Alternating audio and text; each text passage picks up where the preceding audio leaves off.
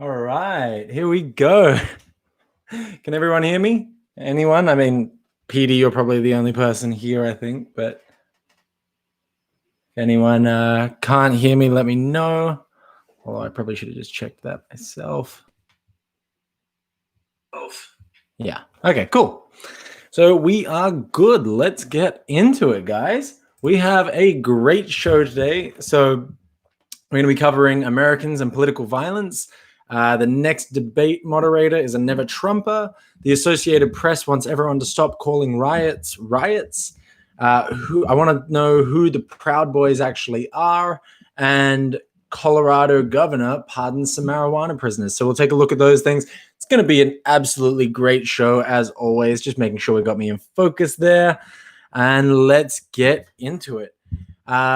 Welcome back to another episode of Figuring It Out with the Boys, although it is very quickly becoming Figuring It Out with the Boy. Mitch has ditched the podcast for the time being. He's just got a bit too much going on with work to keep this shit happening as well. Focus, bitch. Right? Good enough? Yeah, it's good enough. I'm pretty enough. So yeah, Mitch isn't going to be able to make it anymore. He might stop in every now and again, but for right now, it's Figuring It Out with the Boy. Maybe even just figuring it out with Royce, playing around with what I'm going to call this thing. But let's get into it. So there was this chart posted today, a growing openness to political violence. How much do you feel it is justified for your party to use violence in advancing political goals? Options were never justified, a little, a moderate amount, a lot, and a great deal. This is judging the percent answering yes, either a little or more.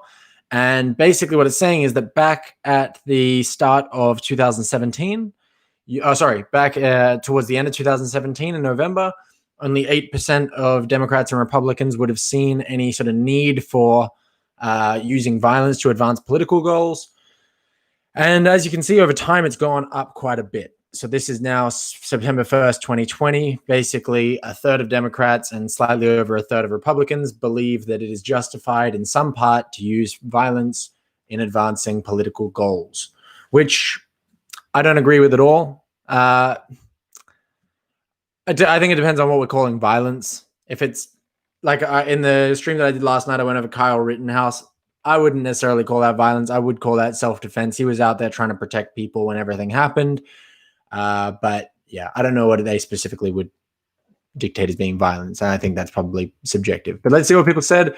So the guy that posted it said, "This is the most depressing graph I've seen in a long time." I totally agree with you, Jonathan. And this person goes, "I'd love to see this broken out by types of violence people support, because I think it's fairly clear at this point that the right is far more upset by property damage than they are by cops executing black citizens." Interesting. I don't really agree. I don't think that the right is just upset by property damage. I think they are very upset by property damage, but I think also the 30 people that have been killed in the riots so far is part of what's making them feel that way. Oh, you're only seeing a black screen? Interesting. Maybe the stream is not working for you, but I'm seeing it on mine. Try refreshing, PD. Can you hear me? Anyway, I'm gonna keep going for the time being. So this girl, make them pay, basically she characterizes it as that. This other person goes, "I think property and our creations," he was responding to that person, "I think property and our creations give us a false sense of permanence. With all the white shock over iconoclasm and property damage, it gets lost that colonizers destroyed indigenous and black property at a much more violent level." I'd love to see the actual data on that, because even though the colonizers really did fuck up the indigenous and black people, not saying anything, that's not, I'm not saying that's not true. I don't think that they did billions of dollars of property damage. I don't even think they did the equivalent of billions of dollars of property damage. I think they just did a completely different thing that was also very bad. This person goes on to say, "Ironically, much of the damage at these protests has been done by white supremacist outsiders. I have heard evidence from on the ground about this where I live." So ironically, much of the damage done to these protests has been done by white supremacist outsiders. I have heard evidence from on the ground about this where I live. I mean, take your word for it, I guess. I'm seeing sort of the opposite. But once again, if someone has some proof of tons of white supremacist violence or racist violence or something from the far right that is being violent right now, please send in the videos. I would happily show them. I just want to get the truth out on this thing. So the next person says, more Republicans feel justified in use of violence because they are not seeing any law and order. Glad you can see me, Petey. It's a lucky day for you and everyone else, but I appreciate it. So more Republicans feel justified in use of violence because they are not seeing any law and order. You don't get to this point if you knew there's a line you can't cross without repercussions.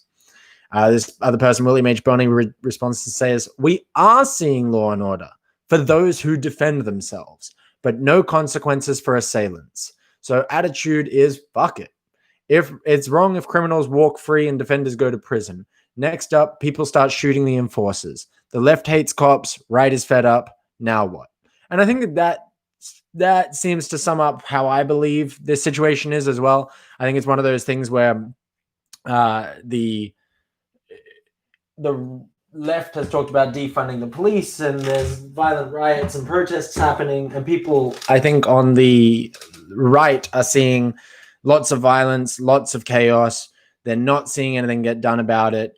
And that's why when we look at that first sort of thing, when I was questioning what the violence was, if people are seeing things like that Kyle Rittenhouse example and thinking that they need to be violent because the police aren't doing anything, I don't know if that is violence at that point. But once again, willing to talk to anybody about it.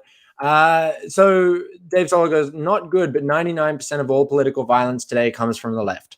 Obviously, that's hyperbole, but that is his perspective. So the person responds and goes, this seems to contradict actual statistical data on this and flies in the face of all facts we know. Well, if you're taking him on his specifically literal, if you're taking him literally, yes. No, you're correct. 99% of all political violence today does not come from the left. But I think he was obviously exaggerating to make a point. Either way, this other person, Garbage King, goes patently untrue deflection.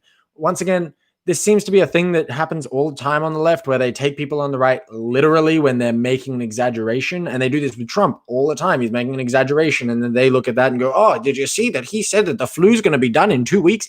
Like, no, that's not. You can't just take everything that everyone says literally and expect that everyone's going to agree with your assessment. It's just not the way it works. A lot of the time, people do exaggerate to make a point.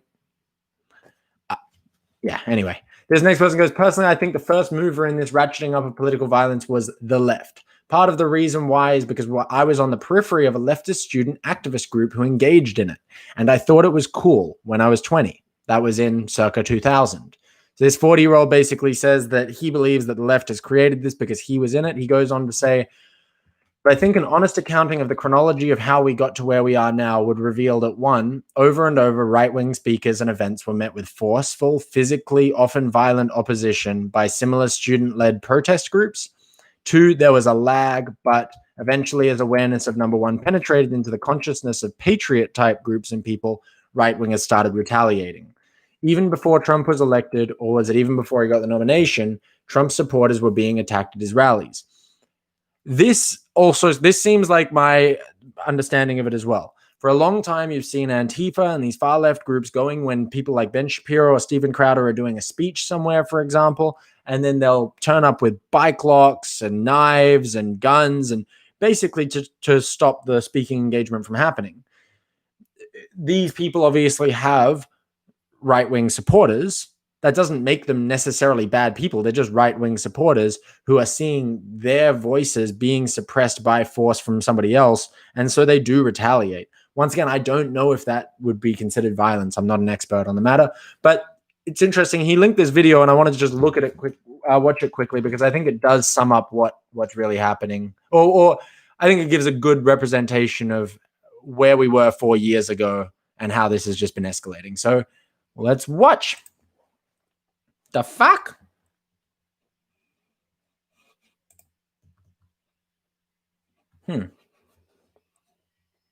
Wait. Yeah. Wait. Why am I so bad with this? Overnight, those violent clashes at Donald Trump's rally in California. You see, they attacked Trump supporters just after Trump spoke, and ABC's Tom Yamas was there. He's on the scene now in San Jose. Good morning, Tom. George, this was one of the most violent scenes I have ever witnessed at a Trump rally. At times, it seemed like the police had no control of the situation. People were getting beat up right in front of them. And these were not clashes. These were pure attacks. Trump supporters, men, women, even the elderly, left this building last night and walked right into danger. Overnight, all-out brawls outside the Trump rally in San Jose, California. Trump supporters harassed, beaten, and bloodied by mobs of protesters. They were like spitting on me and stuff. This man says he was sucker punched, his clothes torn off his back. 7 more people just come in, start punching me. I look pretty bad. This lone female Trump supporter tried to stand her ground. Her sign torn from her hands, her glasses ripped off, then shoved in her face.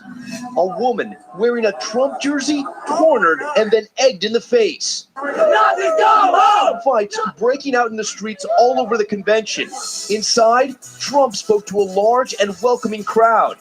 We're going to build that wall. Don't even think about it. But outside, protesters accused Trump of being a racist and hunted down the people that support him. Another fistfight's about to break out right now. Trump supporter is getting pummeled right now. That man eventually fighting his way back to police. At another point, protesters followed this couple, violently harassing them, then storming the parking lot where they tried to escape. Protesters shaking cars and smashing taillights. Drivers forced to hit the gas to get out. Police were there, armed in riot gear, but from what we witnessed, reluctant to initially stop or engage the protesters. Then this, a young man running in fear from protesters, then getting tackled before breaking free. We pointed to police. There's a cop over there. This Trump supporter walking with his wife, spat on, bottles thrown at them, then punches. He says it was the only way he could get out. What am I gonna do? I had 10 people throw punches at me. Now, there were some peaceful demonstrators last night, but many of the people we saw were young men and young women who were here to do only one thing, which is to throw punches. And on more than one occasion, Robin, we did see young people throwing up gang signs in those mobs of protesters. Such an ugly scene. All right, Tom, thank you. So, look, it's ABC is the one reporting that. I wouldn't say that that's like a super right-wing organization, but I would actually say they're a left-wing organization. But I think that pretty much to me shows how this was 4 years ago. You don't see Trump supporters turning up to Bernie Sanders rallies beating the shit out of people. You just don't. You don't see the Proud Boys or right-wing people turning up at Joe Biden's rallies of 7 people and beating them up. It's just not what happens, right? So I don't know. The way I view it, I seem to be seeing most of the violence coming from the left. I'm seeing the right retaliating. I don't think that there should be any violence. I think it's all bad and everyone should stop it. But at the same time, I don't know what you're meant to do if you're a person on the right seeing this for years, seeing it not only not stopping, but actually just getting worse. I don't know. We'll get more into that in a bit, but let's get on to the next thing. What do we have now? Oh, yeah. So exclusive. CBS News has learned the Commission on Presidential Debates plans to issue strict new rules in the coming days that include cutting off a candidate's microphone if they violate the rules, per an informed source. The organization is working on all possible solutions, but the source said that we are going to be making changes. Interesting. So you just get to cut off someone's mic if they're breaking the rules. That's going to be very, very interesting. I would like to see. So, I mean, it'll be interesting. What do you think that the role of a debate moderator is meant to be? I was looking it up today, and I thought, when I was thinking about it, I was like, you obviously want an impartial person. Let's see what Wikipedia has to say. So a discussion moderator or debate moderator is a person whose role is to act as a neutral participant in a debate or discussion, holds participants to time limits, and tries to keep them from straying off the topic of the questions being raised in the debate. Sometimes moderators may ask questions intended to allow the debate participants to fully develop their argument in order to ensure the debate moves at pace. I want to focus in on that start part that said, is a person whose role is to act as a neutral participant in a debate or discussion. So let's see this guy. Let's see who's managing the second debate. 2020 debate moderators announced: Chris Wallace, Steve Scully, Kristen Welker, and Susan Page. Steve Scully will be the debate moderator for the second one. Let's have a look at him. Oh, this is interesting. This is a post of his from 2016. No, not Trump, not ever. Okay. Let's see what else we can find about this guy. Oh, look, this is him with Joe Biden, the VP. Gotta love the VP at the Biden Beach Bash in 2016. I'm sure that they just ran into each other there. I'm sure they don't know each other in any other sort of way. That would be crazy, wouldn't it? Bias against president. Debate moderator was interned to Joe Biden. What? How can the person who interned for Joe Biden and said that he would never have Trump as president be the debate moderator? The debate moderator is meant to be a neutral participant in a debate or discussion.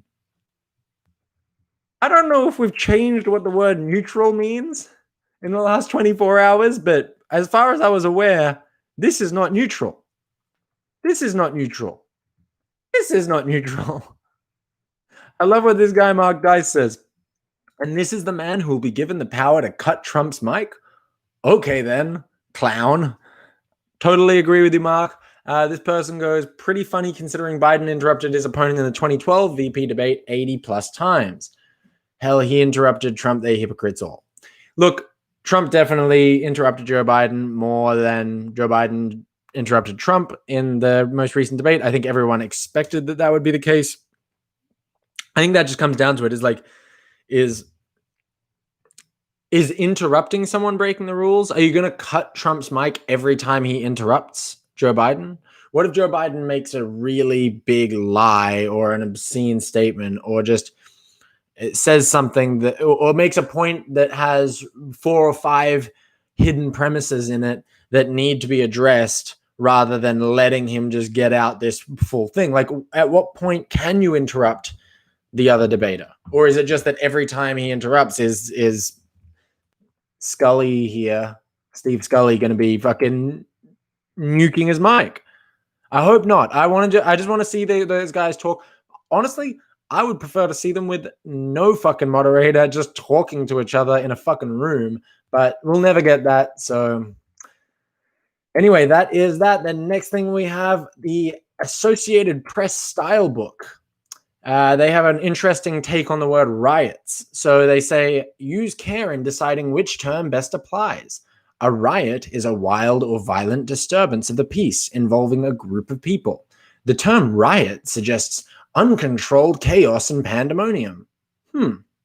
That is what it suggests, correct. Focusing on rioting and property destruction rather than underlying grievance has been used in the past to stigmatize broad swaths of people protesting against lynching, police brutality, or for racial justice, going back to the urban uprisings of the 1960s. Yeah, it's also been used to describe Kristallnacht, you fucking assholes. It's been used to describe riots whenever they've occurred.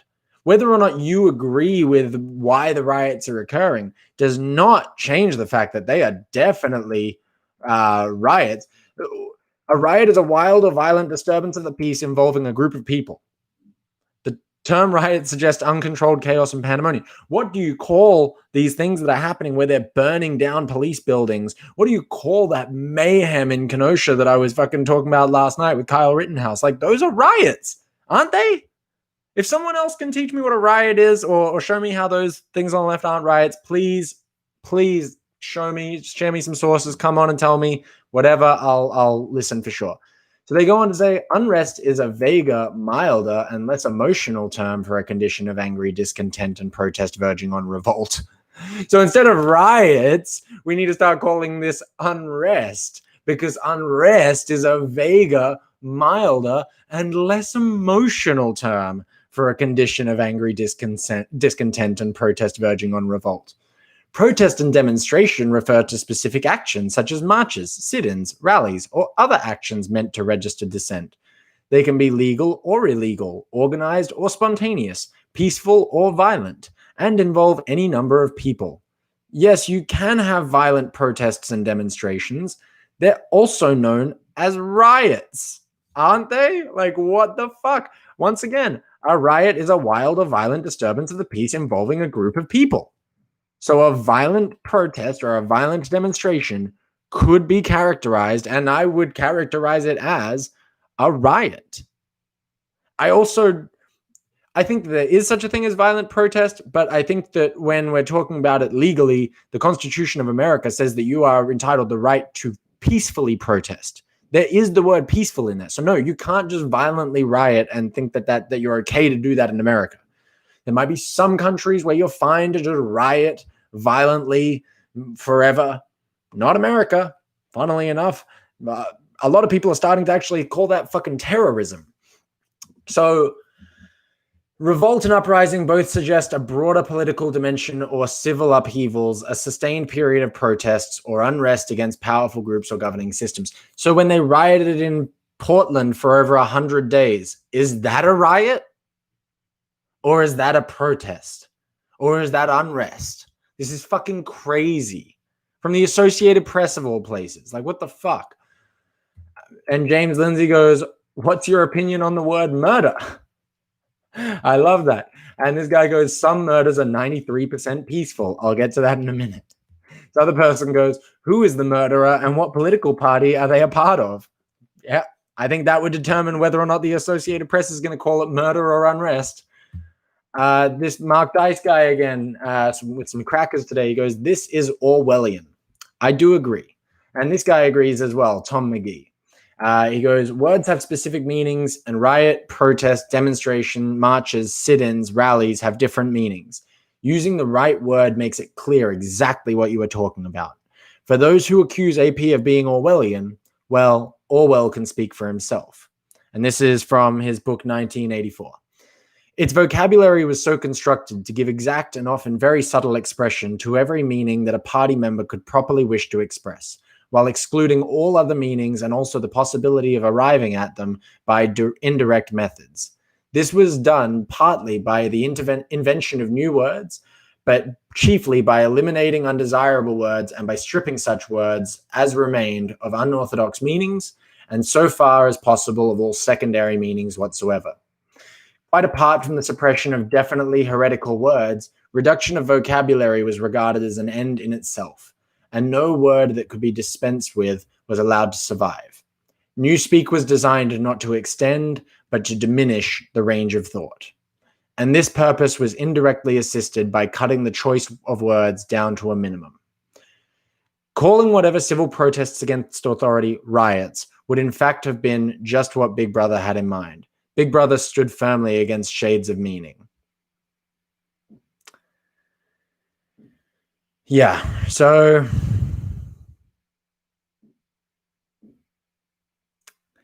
I agree with that. I don't know if he's trying to make the point for or against what the Associated Press have done here. I think he's against, but I totally agree that the idea of Newspeak in 1984 was there to diminish thought, and changing these words is only going to fucking set us back. We need to be clear in the words that we use. I've seen so many words be changed in their meanings. Merriam-Webster changed the dictionary definition of the word racist recently. So I don't know what we're meant to do with that when we're calling, when to me, racist means a person who hates me because I'm mixed race, or because of the color of my skin, or because I'm part Asian or part Italian or whatever. That to me is racism. That's now not the definition of racism. It's been changed so that these people who were being called racists unfairly couldn't stand behind saying anymore, I'm not a racist, I don't hate people of any color. They literally changed the definition of the word so that those people could still be racist. If you don't believe me, please look it up. But on top of that, Words like offended have completely lost their meaning. They don't mean what they used to mean anymore. So I totally agree that this is changing, is designed to diminish the range of thought. And I don't think it's good. But let's get into what they were saying about some murders are 93% peaceful, and whether or not, help me make up my mind as to whether or not these riots or protests are riots or protests. So this is a CNN article quoting a report that said about 93% of racial justice protests in the US have been peaceful, a new report finds. It's an interesting way to frame it, wouldn't you say? Because another way to frame that would be 7% of racial justice protests have descended into riots, right? So weird that they framed it that way. But once again, it is CNN. Look, they're definitely pro BLM in this article. Let's be real. And let's see what the article goes on to say. So the ACLED recorded more than 10,600 demonstrations across the US between May 24th and August 22nd, most of which were peaceful. About 7,750 of those protests were linked to the Black Lives Matter movement. The report states, peaceful racial justice protests took place in more than 2,440 locations across all 50 states, and Washington, D.C., violent demonstrations occurred in fewer than 220 locations, according to the report. Now, here's the fucked thing with these numbers. So there's 7,750 protests, but the 220 isn't 7% of 7,750. 220 is 7% of the 2,440 locations. So what they're saying is that out of the locations where protests were held, 7% of those locations had riots. But what we can see is on average, those locations had about 3 protests. So that could mean that anywhere from 220 to 660 riots actually happened. And in reality, it could even be more. If you look at a place like Portland, that would only count as one location of a riot happening. But they had riots for more than 100 days in a row. So is that counted in the 220 number there? Is that counted in the 7% number? No, it's not. And I don't give a fuck if there's 20% riots. I just wish that the news would report on these things accurately so that we can actually agree on something as people, right? We need to be able to agree on whether these things are riots or protests. Personally, I think that even if there was only one riot in each of those locations, 220 riots is far too many. We should be stopping the riots. I think that it is fair to call them riots. Anyway, that is that for that section. Weird way to say it, but let's get into the next part. Who are the Proud Boys, the far-right group that backs Donald Trump? Changing America. This is an article from The Hill. They're a pretty center-left, I'd say. So, Proud Boys stand back and stand by, President Trump said during the first 2020 presidential debate. This is from the article, by the way. Debate in response to Chris Wallace's question about whether he would condemn white supremacists. What did he mean? Merriam-Webster offered up a dictionary definition. Stand back, to take a few steps backwards. Stand by, to be or to get ready to act. Hashtag debates 2020. I don't give a fuck what you say anymore, Merriam-Webster, because I don't trust you after you change the definition of the fucking word racist. Okay? Sorry about it. So who are the Proud Boys? The FBI categorizes the Proud Boys as an extremist group with ties to white nationalism. Along with, let me make this bigger for y'all. So who are the Proud Boys? The FBI categorizes the Proud Boys as an extremist group with ties to white nationalism, along with their affiliate group, the Proud Boy Girls. Gavin McInnes, one of the original co-founders of Vice Media, founded the group in September 2016, first informally and later formally, playing off the song Proud of Your Boy from Disney's Aladdin. Aww. The basic tenet of the group is that they are Western chauvinists who refuse to apologize for creating the modern world. Like Archie Bunker, they long for the days when girls were girls and men were men. This wasn't controversial even 20 years ago, but being proud of Western culture today is like being a crippled black lesbian communist in 1953, McInnes wrote in Tacky's magazine. Now that sounds like a joke to me. Once again, I could be wrong. I'm sure I am. But to me, that sounds like a joke. That sounds like and from what I understand, Gavin McInnes is a bit of a troll. But if someone believes that this is all real, true, I guess that is the tenet of the group, is that they're Western chauvinists who refuse to apologize for creating the modern world. Sure. So there are 3 degrees of membership to the men's only group. First, you have to declare yourself a Western chauvinist who refuses to apologize for creating the modern world, according to a now inactive blog McInnes started after leaving Vice. To reach the 2nd degree, 5 or more dudes must beat the shit out of you. I don't know why that's in quotes. Like, do they need to beat the shit out of you or not? Like, they must beat the shit out of you. And by beat the shit out of you, I mean give you a blowjob until the inductee can name 5 breakfast cereals. So once again, to reach the 2nd degree, 5 or more dudes must beat the shit out of you until the inductee can name 5 breakfast cereals. And this must be filmed if McInnes or a Proud Boy representative isn't present. The 3rd degree is getting a tattoo, but you can't do that until you've cleared the first 2. Technically, Proud Boys can have any political affiliation and be any religion, race, or sexual preference, according to the blog, although the Anti-Defamation League defines their ideology as misogynistic, Islamophobic, transphobic, and anti-immigration, and sometimes anti-Semitic. Which is interesting, because I was trying to look for proof on that earlier. I couldn't really find any. Once again, if someone can show me outside of like fringe cases, I'd definitely be interested to look at it. I also think it's interesting. I don't know how they can be Islamophobic, transphobic, and anti-immigration. Well, I understand how they can be anti-immigration, but I don't know how you can be Islamophobic if you're able to be in and if you're from any religion. Like, what if a Muslim wanted to be part of the Proud Boys? Are they still Islamophobic at that point? Once again, I don't know. I'm just trying to learn. But really, this all seems like a bit of a joke to me, honestly. Let's have a look here. I think I have more on this. So what happens once you join? Well, they have a uniform of sorts, including President Trump's red Make America Great Again hats and a Fred Perry polo shirt with a laurel wreath logo, almost called a yoga, with a laurel wreath logo that the fashion brand has since pulled. Some members live primarily online, espousing their ideology on social media and trolling the libs, while others have taken to the streets. Jason Kessler, a former Proud Boy, organized the Unite the Right rally in Charlottesville, VA in 2017, where the Heather Heyer was killed. Last year, 2 members of the Proud Boys were sentenced to 4 years in prison for participating in a brawl after a speech McInnes gave at New York City Republican Club. More recently, the group has organized counter-protests against demonstrations against racism and brutality following George Floyd's killing. Proud Boys stand back and stand. So is that right there what they're being accused of, is all of their like violent criminal activity? Is there were 2 guys that got in a fight one time. There was the Charlottesville rally was fucked. I'm all for saying the Charlottesville rally was absolutely fucked up. But one fucking guy organizing that doesn't mean that everyone that was there was a Proud Boy.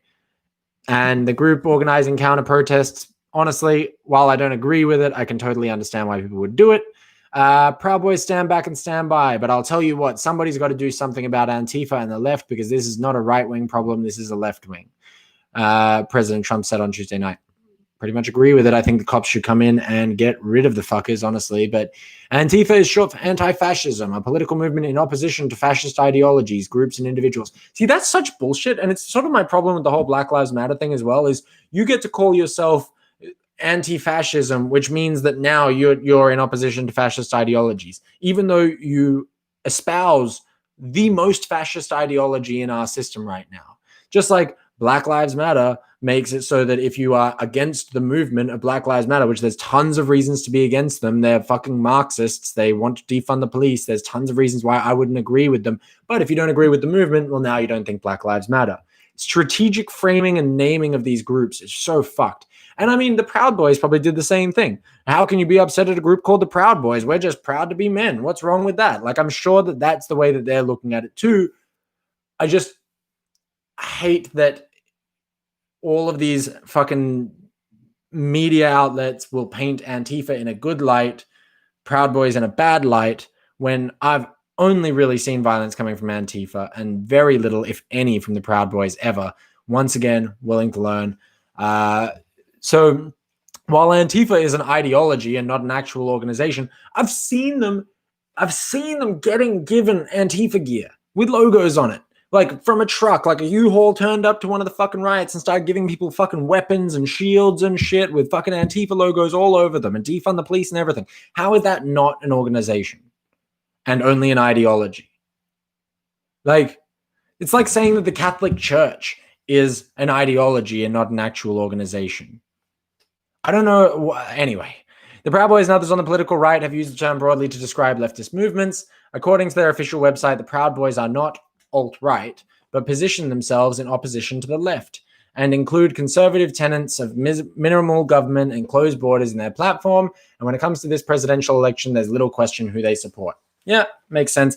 An interesting thing is like, is it if it's interesting that part of their thing is like being nationalist, or being nationalist seems to be like a terrible thing in our society now. But at the same time, we've all become hyper nationalist through COVID. We closed our borders to everyone. Every country has become about as tribal as they can possibly be. My cat is freaking out. What do you want, silly? So every country is becoming nationalist. People are closing their borders. They do not want anyone, like tons of people became racist towards Asians. Tons of Asians became racist towards everybody else. Like we're seeing more tribalism and nationalism in our world than ever before. And I don't think that that's necessarily just a Proud Boys thing. Bernie Sanders is a bit of a nationalist.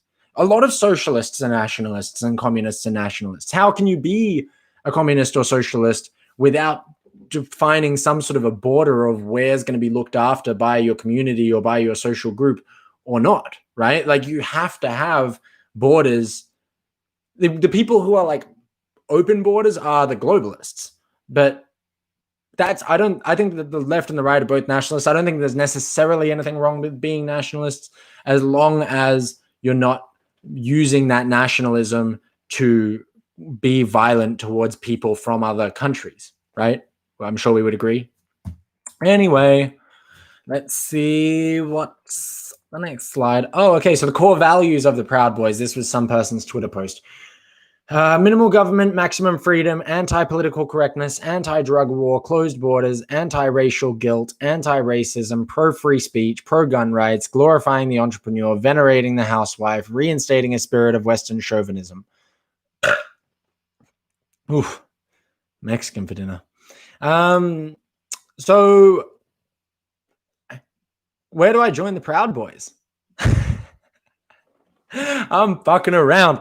But look, at the end of the day, to me, this seems like a frat for lonely guys, honestly. Like, the reason why I wore this singlet today is when I was younger in university, I was in like the Australian version of a fraternity. We don't have the Greek system in Australia. So I was part of the Wolf Pack at my university.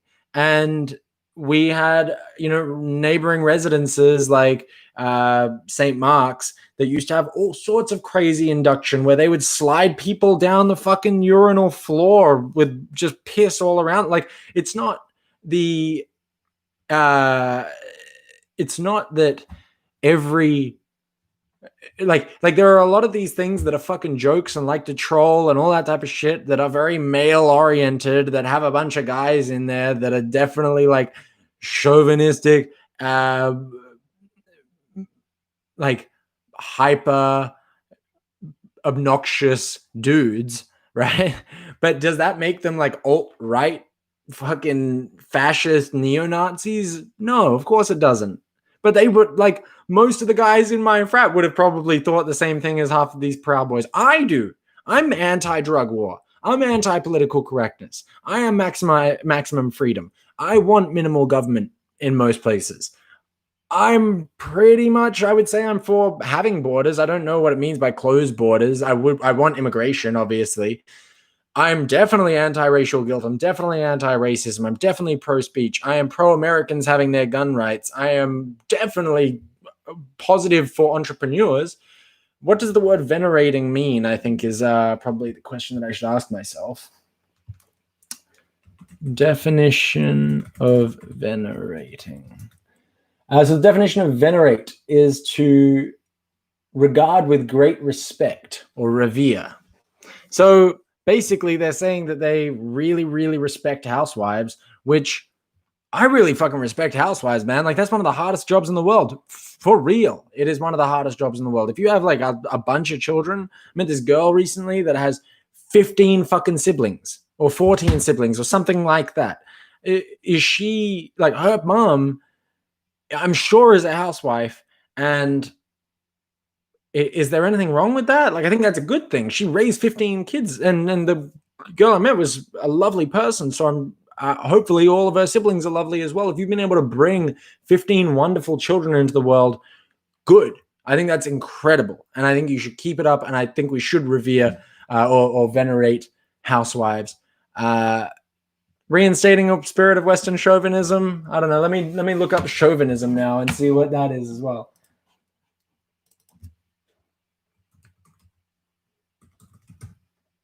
So chauvinism, exaggerated or aggressive patriotism, excessive or prejudiced support for one's own cause, group, or sex. Does that mean that feminists are female chauvinists? I would say so, right? Is that right? I think that's right. I think that means that feminists are female chauvinists. Excessive or prejudiced support for one's own cause, group, or sex. So when men and women have equal rights in the world and women keep pushing for more rights for women, wouldn't that make them chauvinists? I don't know. I'd be interested to hear another side on that. I have no fucking clue what I'm talking about here, but yeah. So this person responds, says, West is best. What is West to them? I assume white, because they believe white people built the modern world. Closed borders aligns with this. That is literally the definition of supremacy. I mean, it's the definition of Western supremacy, but that doesn't necessarily mean white supremacy. And I would say that the West... I don't agree with this anymore, but I would say that a lot of people feel like the West is the best. I feel like most people that live in the Western society think that the Western society is the best society. So yeah, they're Western supremacists, but you, Nancy Elgindy, are fucking, you're changing what they're saying into what you think that they mean. And this is the problem, because when people are just going out there and saying, oh, you said this thing, but actually what you mean is you're a fucking racist, white supremacist Nazi, this is where the confusion happens. They said West is best. Let's just take them at their word and say what they mean is that they're Western supremacists, which I would say a lot of Americans are. I don't know. And then there was this guy who is chief of the Proud Boys Salt Lake, Utah chapter. Let's hear what he has to say. Where the fuck?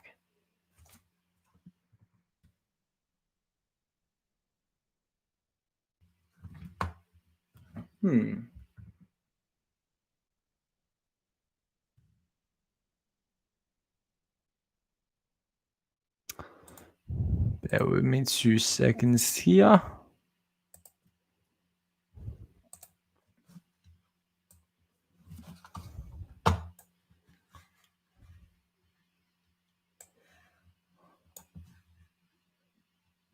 Boy, I will go out and say that the Proud Boys as a whole, I will say this on behalf of the entire national organization, denounce white supremacy. We are in no way, shape, or form white supremacists. We have a vetting system that just gets those guys out of our hair. We do not have anything to do with white supremacy. We do not have anything to do with the Ku Klux Klan. We denounce those organizations. I will go out and say that the Proud Boys as a whole, I will say this on behalf of the entire national organization, denounce white supremacy. We are in no way, shape, or form white supremacists. We have a vetting system that just gets those guys out of our hair.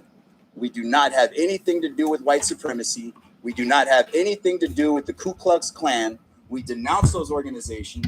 I will go out and say that the Proud Boys as a whole. Yeah, we heard you 2 times already. Relax, Thad. Busting your balls, Thad. Now, I mean, that's pretty clear, right? Like, he said that he denounces white supremacy. I don't know what more you want from them than that, right? Like, he's also not even fucking white. Like, he's clearly not white, this guy. Where are we? Yeah, this guy's not a white guy. How could they be white supremacists if he's chief of one of the fucking chapters? Like, tell me how. I don't understand. Where is the white supremacy?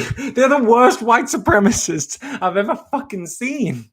Could you imagine being a group of white supremacists with a fucking colored leader? Could you imagine if the KKK had like a black guy as their grand wizard?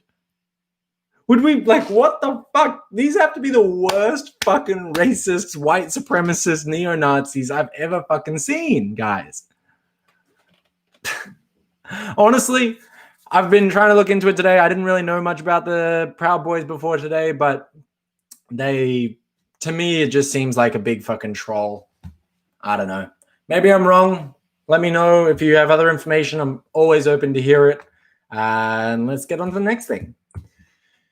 So, Governor Jared Polis of Colorado, we are finally cleaning up some of the inequities of the past by pardoning 2,732 convictions for Coloradans who simply had an ounce of marijuana or less. Yes, let's fucking go. That's fucking great. Look at that. Look at all those people. 2,732 people in prison for having less than an ounce of marijuana. I bet Kamala Harris is licking her lips at that number going, damn, I only got 1,500 in there. Well, actually, no, it was only 1,500 black people for marijuana. I'm sure there are a ton of other people that were put in jail because of her fucking crazy laws.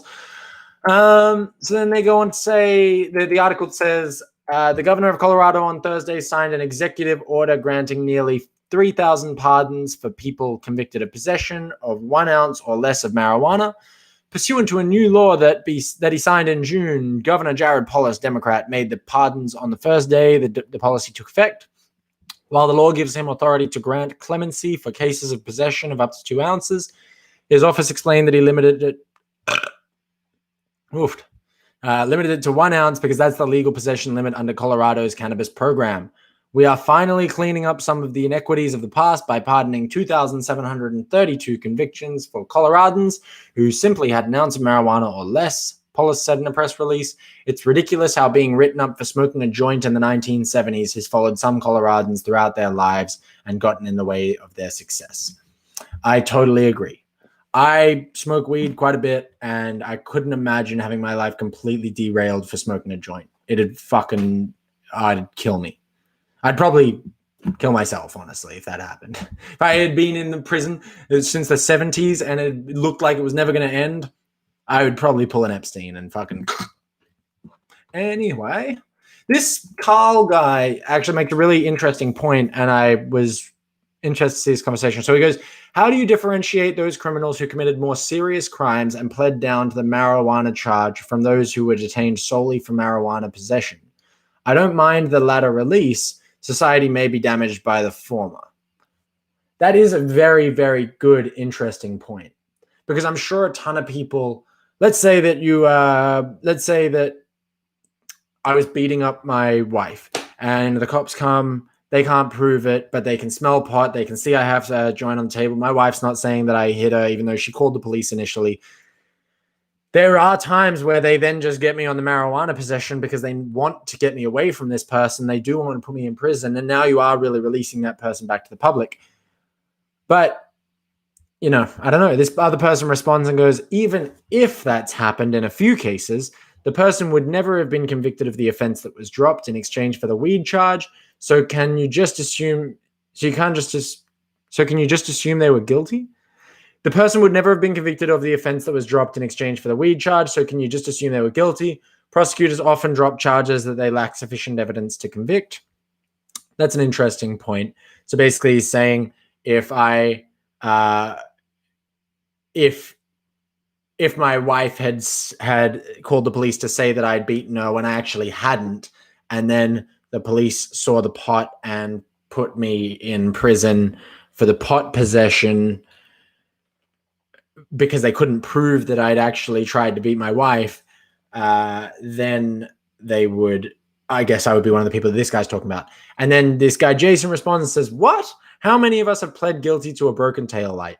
We all know we absolutely were guilty of speeding, but no prosecutor or municipality has the budget nor the time to prosecute for the original charge. So he's making the counter argument that just because something was pled down doesn't mean that they weren't going to get you for the original charge. It could just mean that the prosecutor or municipality didn't have the money or time, which is probably a good point as well. Look, I'm sure that there are some people that are being let out of prison in Colorado that did more than just possess marijuana. I'm sure of it, right?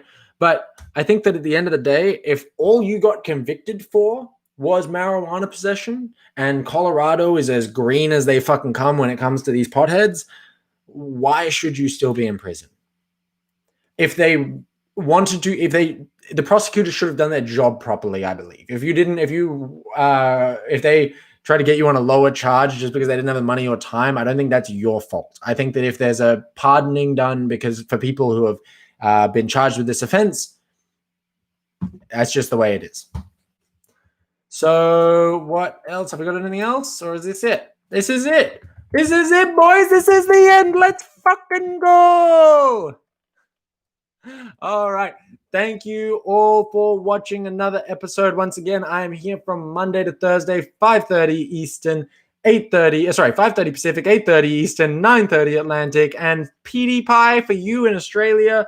It is 9:30 a.m. when I start these things. Today was the quickest one we've done. Look, dropping Mitch like that dead weight. Now we've actually got a real podcast going.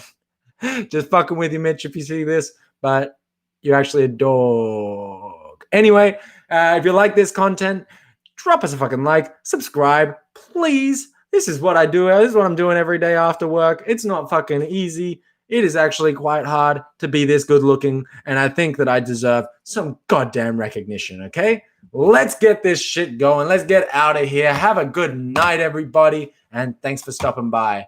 Love you all. Bye-bye.